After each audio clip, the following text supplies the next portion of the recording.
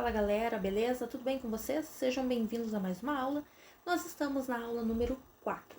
Se por acaso vocês não assistiram às aulas anteriores, corram lá, assistam os vídeos, peguem a atividade. É muito importante que vocês mantenham as atividades em dia. Hoje eu fiz um pouco diferente, vocês estão vendo, não coloquei slides como geralmente eu coloco, e sim eu já coloquei direto a nossa atividade.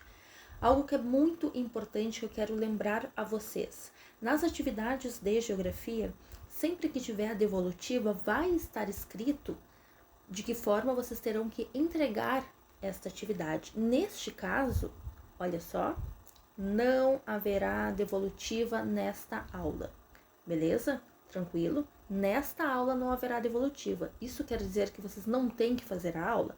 Não. Vocês farão no caderno, porque quando nós voltarmos no sistema híbrido, onde a gente vai ter aulas, parte delas presenciais, eu vou olhar todos os cadernos e isso faz parte da avaliação de vocês, beleza?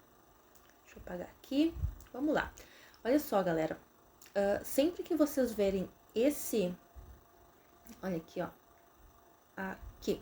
Sempre que vocês observarem essa imagem que vocês estão vendo, é apenas para vocês ler, certo? Não precisa copiar no caderno. É apenas que vocês leiam a informação que está colocado para vocês.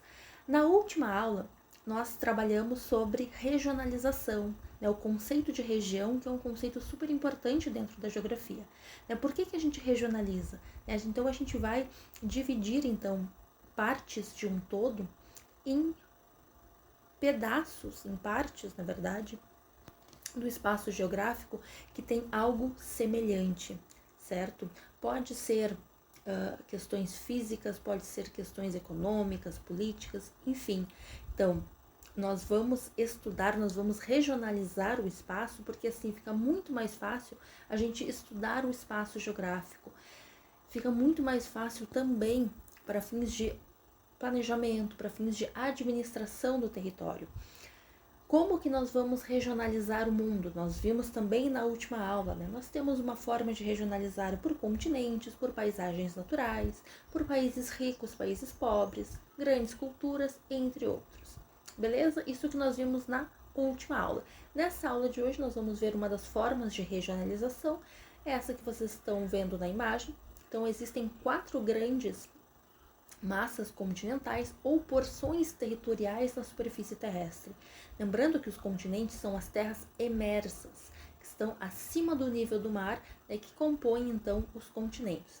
Então, nessas grandes massas continentais, nós temos uma regionalização por mundos, entre aspas, onde nós temos o velho mundo, que é compreendido pela África, Europa e a Ásia.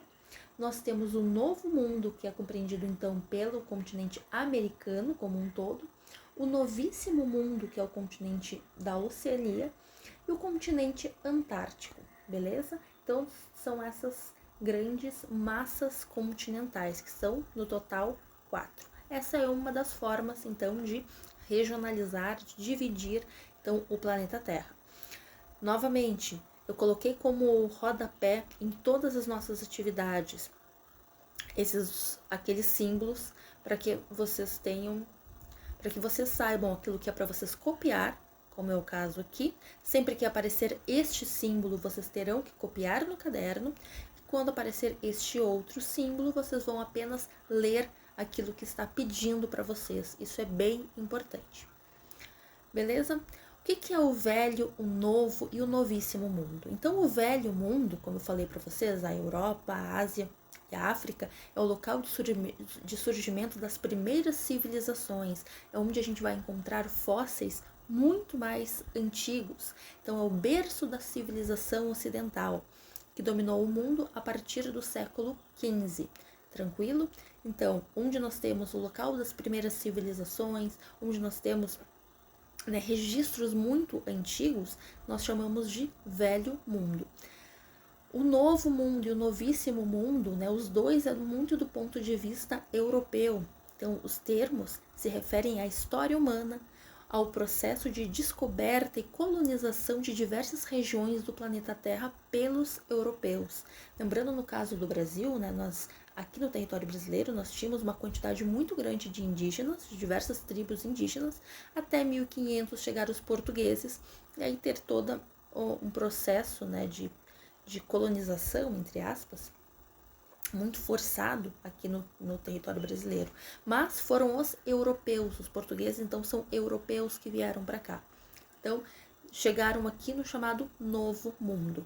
Então, nós tivemos um processo de ocidentalização, processo de alteração de hábitos, de modo de vida tradicional de uma sociedade, que aos poucos vai se incorporando aos valores e tecnologia da cultura ocidental. Tudo bem até aí? Tranquilo? Eu falei para vocês que eram divididos então em 4 mundos, né? O velho, novo, novíssimo mundo. Na verdade são 3 mundos, né? E Antártica. A Antártica ela não é considerada um mundo, né, como propriamente dito, porque ele não é habitado por nenhum povo. Não existem cidades e nem áreas agrícolas. Não foi dividido em países e ninguém reside ali de forma permanente. Apenas pesquisadores, cientistas realizam as suas pesquisas científicas em solo antártico. Como nós temos equipes de cientistas brasileiros que todos os anos vão até a Antártica realizar diversos tipos de pesquisas. Interesses na Antártica, então nós temos no subsolo, nós temos as águas, a localização, nós temos a maior reserva de água potável no mundo, nas geleiras, instalação de bases militares e aeroespaciais, também são localizados, né, é de interesse na região antártica, mas lá não é considerado um mundo, entre aspas.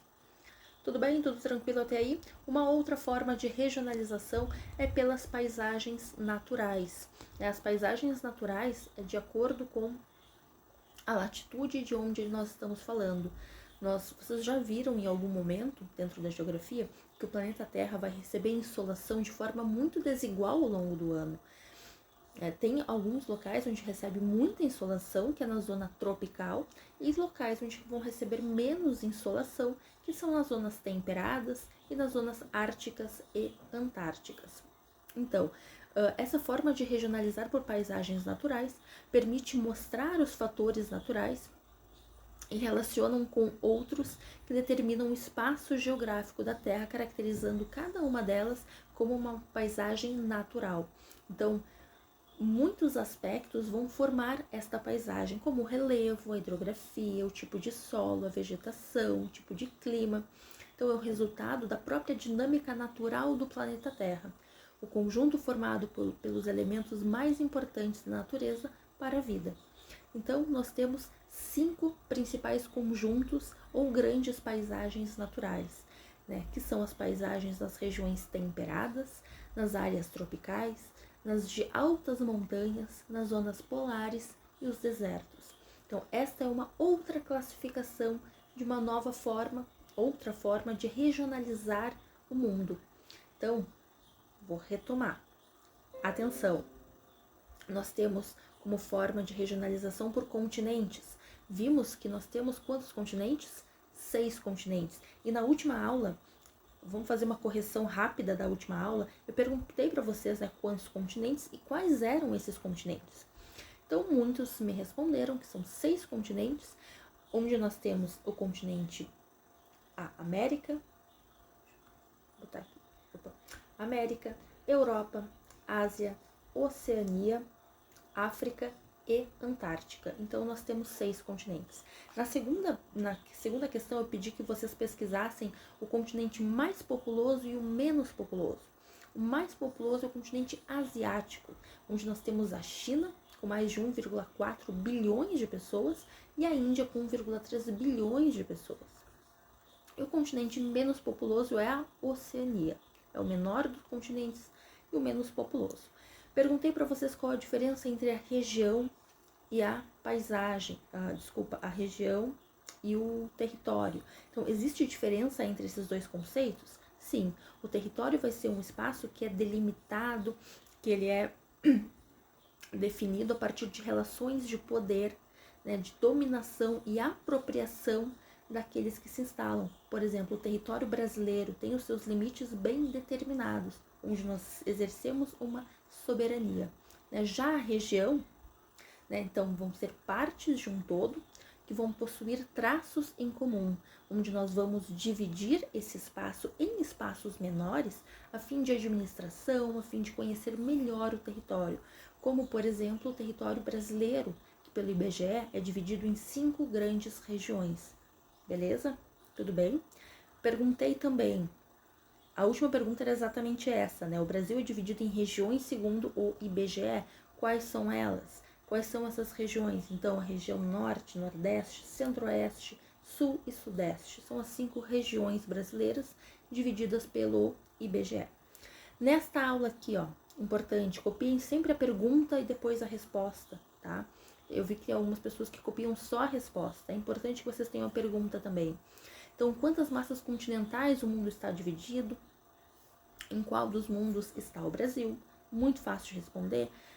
Quais os continentes que fazem parte do velho mundo? Eu falei nessa aula também. Por que a Antártica não é considerada um mundo? E quantas regiões naturais o mundo pode ser subdividido e quais são elas? Também é só vocês voltarem aqui e observarem que nós já falamos também, está bem explícito aqui na questão.